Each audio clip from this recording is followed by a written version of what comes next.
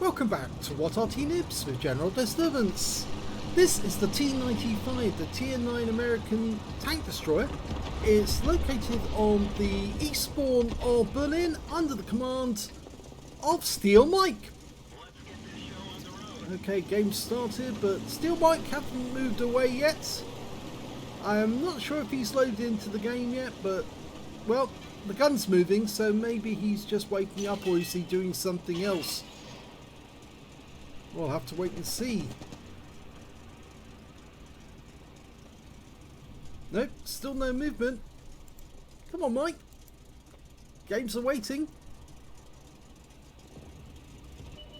Certainly got loads of achievements on the front of his vehicle.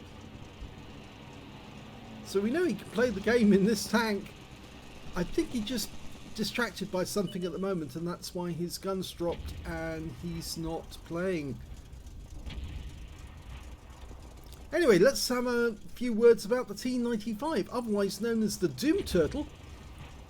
This tank has had two names, or three names actually, if you think about it. Originally it was called the heavy tank number T28, then it became known as the T95, and finally it was renamed the Super Heavy Tank T28 in 1945.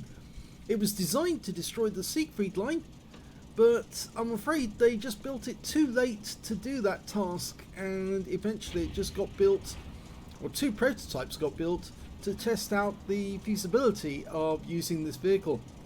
It has two sets of tracks either side. The second set of tracks, the outer ones, can be removed. Oh, he's in! Yep, the second set of tracks on the outside are actually they're connected to the drive system, so they are actually working. But they can be removed, and if you look on Safety Line's channel, you can actually see a video where they actually fix the tracks back on, because for a long time the T28, the only remaining T28, actually only have one set of tracks, and they kept the other one spare. I think they were actually in the same field where it was hiding. Yep, because this tank is the world champion at hide and seek.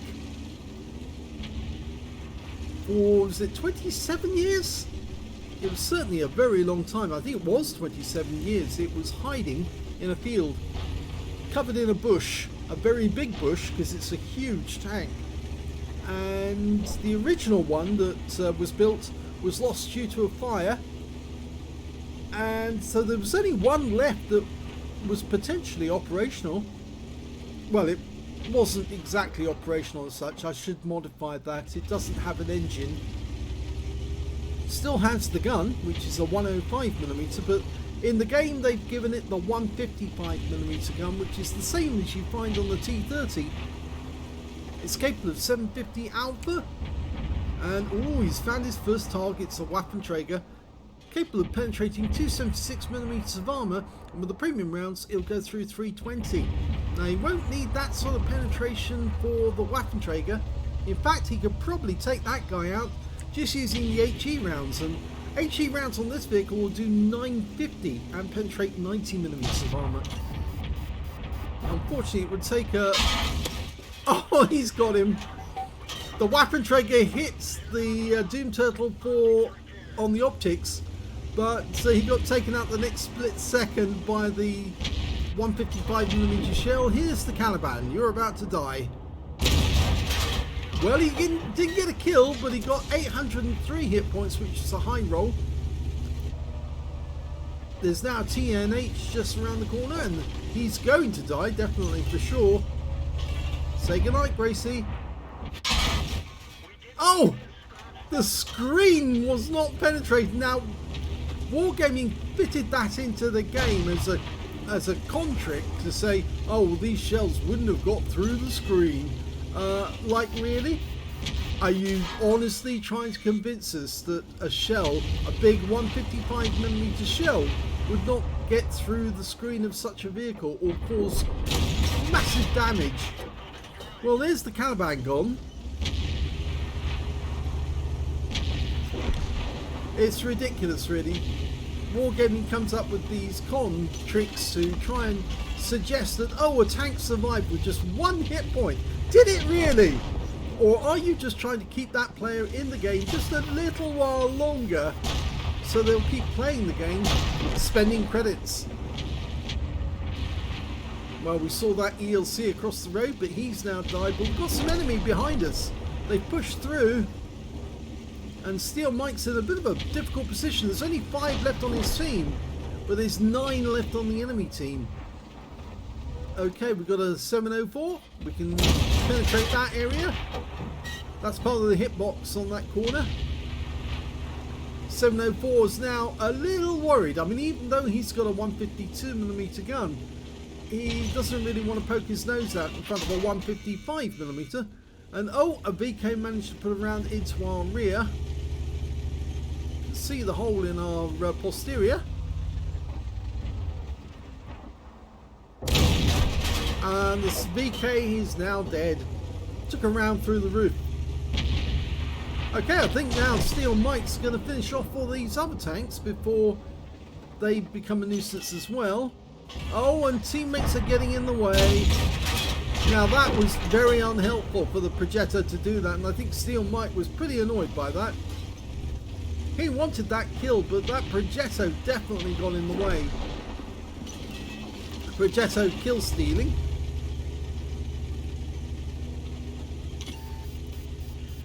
Well, we're now down to parity because there's 4 tanks left on either side. But I think the enemy, really, their attack fell apart. And a 155mm round ricochets off a Progetto 54. Again, I don't believe you. This is quite ridiculous. I would have thought that would overmatch his armor and just go straight through him. And where did that shell go? It's like Wargaming are trying to keep that Progetto 54 in the game as long as they can. So they'll send the shell anywhere else they can, but on the spot that it was actually aimed at. Well, the SU-130PM will die for certain. I mean, I said that before about the TNH, but the TNH, well, Wargaming had other ideas. There's only 3 enemies left, but there's only 2 left on our team. The Progetto's dead. There's a Caliban across the river, and Steel Mike. And they're up against 3 enemies, a Jagdtiger, a Progetto 54, and the LT432. And the Progetto has been particularly difficult to kill until now. 752, he's a one-shot for us now. And the rangefinder keeps getting damaged. Now it does cause problems. Can you get the shot accurate? No, you should easily be able to take him out. The next time he pokes, either that or the LT432. The Progetto will probably poke now. No, ricocheted off the front of the vehicle. The Jagdtiger's coming around behind us to our right. Hopefully Steel Mike will recognise that, pull back and attack the Jagdtiger as he gets close. I think he's going to come around the corner to the right very shortly. Yes, there he is. Pumps around into us, but he's now about to die. No, 738 off that shot. Gonna need another 2 shots, I think, to take him out. Yep, that track problem is a real problem. With 4 tracks, it's much easier to track this vehicle. Trouble is, if we go forward now, the Progetto is probably going to try and shoot us in the side, so we're much better off dealing with this guy first. That's one of the shots required. We've got a high roll this time. Go for the kill. Jagdtiger should realise, obviously, now that he is a one-shot. And we're being shot in the rear by the LT432. But now he's suddenly realised, oh, he's turning to look at me now. And he is a one-shot as well. But it is quite a long reload. 14.04 seconds for Steel Mike. The book reload is 17.55. LT432 decides he has to run away. Well, sometimes you've just got to run away. Quoting song lyrics now. Oh, LT432. Hello. Very unwise. He could have poked a corner for quite some time, shooting rounds into the rear, into the fuel tanks there, the big exposed fuel tanks on the rear of a T28, but no, he didn't. And now the Progetto's come down, and yes, he is a one-shot this time. Well, we can't get through that gap, and we can't get through the other gap either. The only way we can actually get at the Progetto is to go out near the river and go around the corner, but the Progetto's coming to us. That's nice of him. Saves us the bother.